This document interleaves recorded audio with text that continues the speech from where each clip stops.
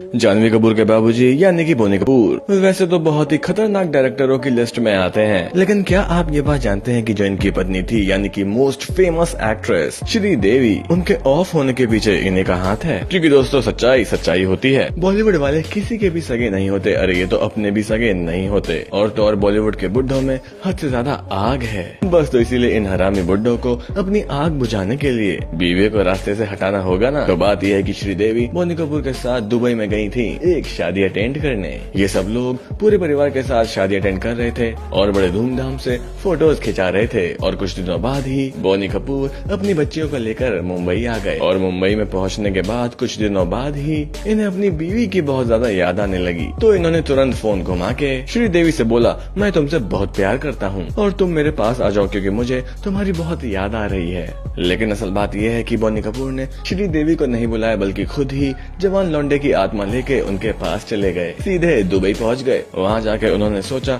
कि मैं अपनी बीवी को सरप्राइज करूंगा। वहां पहुंचते ही इन्होंने श्रीदेवी को सरप्राइज किया और तो और उनको बहुत ज्यादा प्यार किया। उसके बाद श्रीदेवी ने बोनी कपूर से 15-20 मिनट लगातार बातें करी। इसका मतलब यह होता है कि श्रीदेवी बिल्कुल ठीक थी, दिमाग में कोई भी प्रॉब्लम नहीं थी, यानी कि 100% ऑल करेक्ट। फिर बोनी कपूर ने कहा कि मैं आपको डिनर पे लेके चलता हूँ, तब तक आप जाकर बाथरूम में तैयार हो जाओ, नहा धो लो। फिर उसके बाद हमारे बोनी कपूर आराम से बैठ के टीवी में क्रिकेट देखने लगे। क्रिकेट देखते देखते इतने मगन हो गए कि इन्हें पता ही नहीं चला कि आधे से कैसे 1 घंटे और 2 घंटे हो गए। पौने 2 घंटे तक ये आदमी क्रिकेट देखता रहा और तो और अपनी पत्नी को भूल गया। भाई ऐसा कैसे पॉसिबल हो सकता है भाई कि इंसान को याद ना रहे कि मेरी बीवी 1 से 2 घंटे तक नहा रही है, वो भी बाथरूम में, और बाहर ही नहीं निकली। अरे बोनी कपूर साहब, इतनी सस्ती स्क्रिप्ट, मैच में इतना खो क्यों गए थे? कुछ लगा हुआ था क्या? खैर ये तो इन्हीं को ही पता होगा कि मैच के बीच में क्या लगा था और क्या नहीं लगा था। फिलहाल हम आगे बढ़ते हैं। फिर हमारे बोनी साहब को अचानक से जब पता चला कि 2 घंटा बीत गया है, तो उसके बाद ये बाथरूम के पास गए और श्रीदेवी को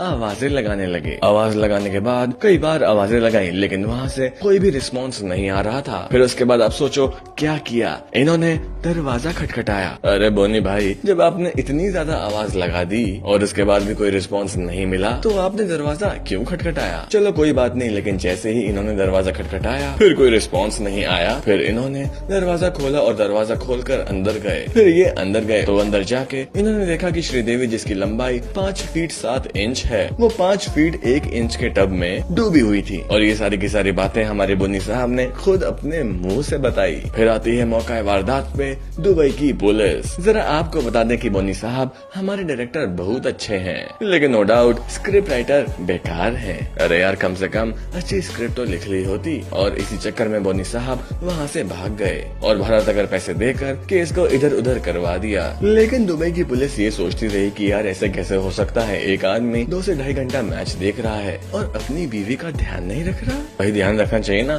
कि बीवी मेरी बाथरूम है और बाथरूम से वापस आई कि नहीं आई।